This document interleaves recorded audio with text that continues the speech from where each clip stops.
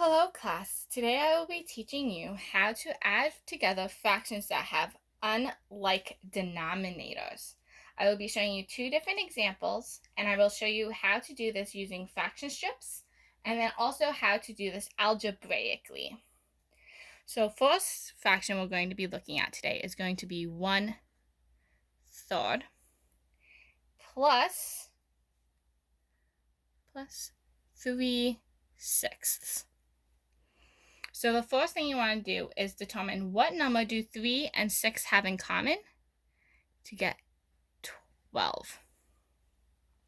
So I'm going to take my 1/3 fraction strip, and then I'm going to take 1/6,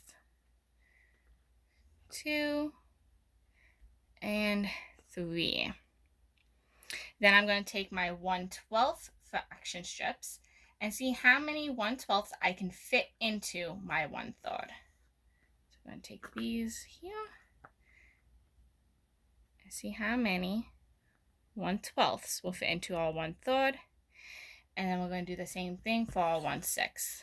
I'm going to take our 1/12 here like this, and like this,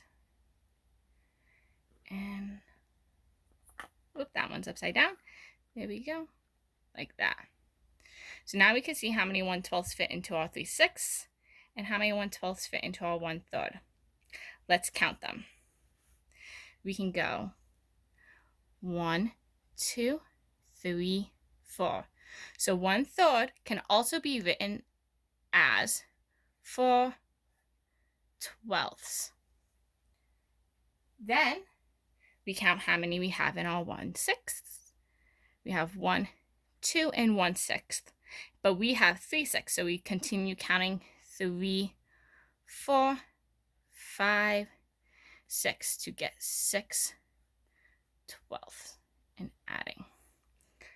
Now we have a common denominator of 12, which means we can add across our numerators to get 10, and we keep these common denominators as 12. So we know that 1/3 plus 3/6 is equal to 10/12, as we see down here. Now, if you don't have fraction strips at home, that's okay. Push those to the side. You can solve this algebraically. To do that, what you have to determine is how many times does 6 go into 12? And we know that to be 2. And then how many times does 3 go into 12? And we know that to be 4.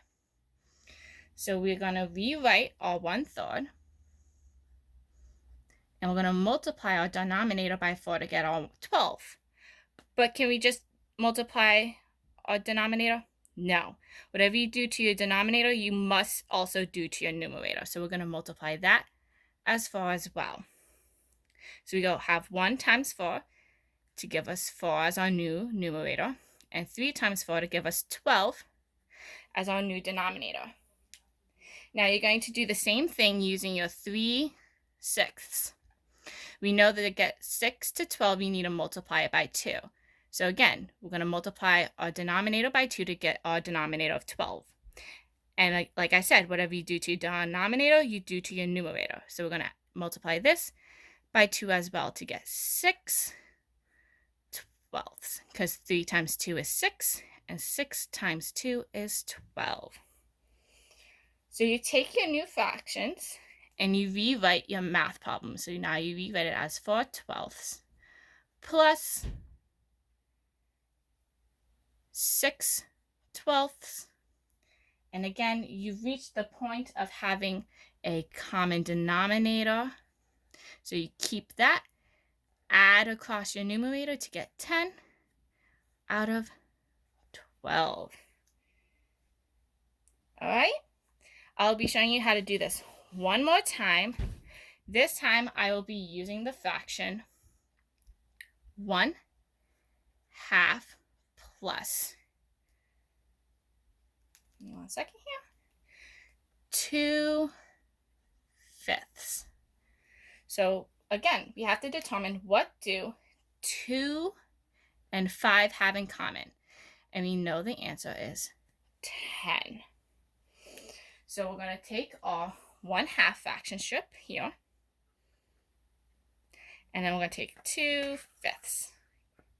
And we know that they have 10 in common. So I'm going to take the 1/12 fraction strip to see how many 1/10 can fit into your 1/2. Like this. And then how many of these 1/10 will fit into our 2/5? Over here like this. So again, what we're going to do, 2/4, so sorry. We're going to add, we're going to count how many 1/10 fit into our 1/2. We go 1, 2, 3, 4, 5. So we're going to rewrite this as 5/10. So 1/2 can be written as 5/10. So now we're going to come over here and we're going to count how many tenths fit into our 2/5. We go 1, 2, 3, 4 to get 4 out of 10. So we're going to add those together.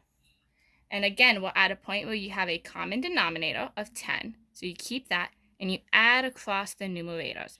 So as you add across, you get 9 out of 10. Let me just fix that so you can see 9 out of 10. So now let's solve this one algebraically. So we're going to look at how many 5s do you need in 10 and how many 2s you need in 10. So the answer is you need 2 5s and 5 2s. So you're going to take your 1/2,